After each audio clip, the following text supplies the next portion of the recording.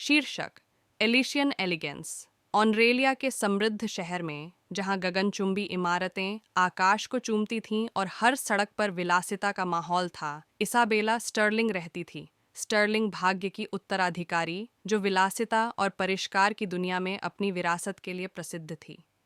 हालांकि इसाबेला सिर्फ धन की संतान से कहीं अधिक थी। उनमें कला के प्रति जन्मजात जुनून था, जिसने अपने पेंट हाउस को परिष्कार और शैली के कैनवास में बदल दिया। एक मनहूस शाम, जब सूरज क्षितिज के नीचे डूब गया, जिससे शहर पर सुनहरी चमक आ गई, इसाबेला ने शानदार एलिसियन बॉलरूम में एक भव्य समारोह में भाग लिया।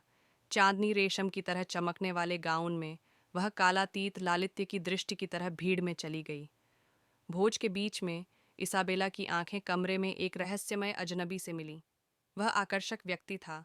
उसने सिलवाया हुआ सूट पहना हुआ था, जो स्वाद और परिष्कृतता का खजाना दर्शाता था। उनकी निगाहें बंद हो गईं, जिससे एक चिंगारी भड़क उठी, जिसने साझा रहस्यों और अनकही इच्छाओं की एक मूक बातचीत को प्रज्वलित कर दिया। एक चुंबकीय आकर्षण से प्रेरित होकर इसाबेला ने खुद को अजनबी की ओर आकर्षित पाया। हंसी और खनकते क्रिस्टल की ध्वनि के बीच उन्होंने परिचय का आदान प्रदान किया, और उनके बीच की हवा में एक स्पष्ट रसायन शास्त्र गूंज उठा।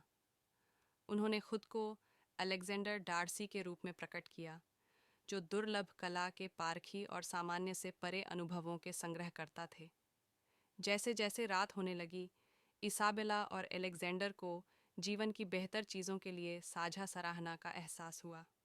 उन्होंने विशिष्ट खजानों की खोज में अपने वैश्विक कारनामों के बारे में बात की, और बदले में उन्होंने अपने पेंट हाउस की उत्कृष्ट कृति, कला, संस्कृति और अद्वितीय विलासिता का अभयारण्य का अनावरण किया।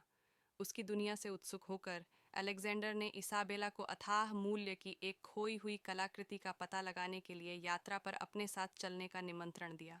ऐश्वर्य और रहस्य से युक्त एक साहसिक कार्य की संभावना ने इसाबेला की कल्पना को मोहित कर लिया।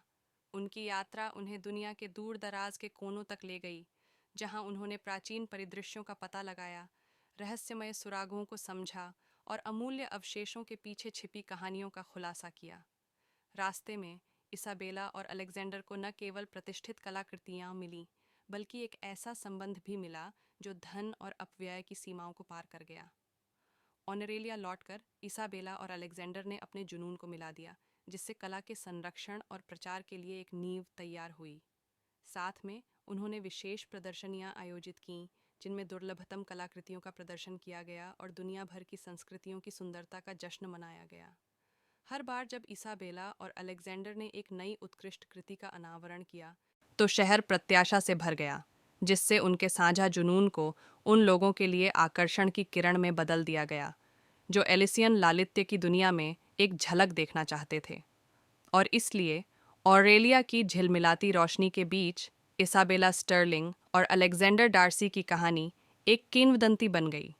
धन, संस्कृति और कलात्मकता के संलयन का एक गीत, जिसने उन्हें कालातीत आकर्षण की टेपेस्ट्री में एक साथ बांध दिया।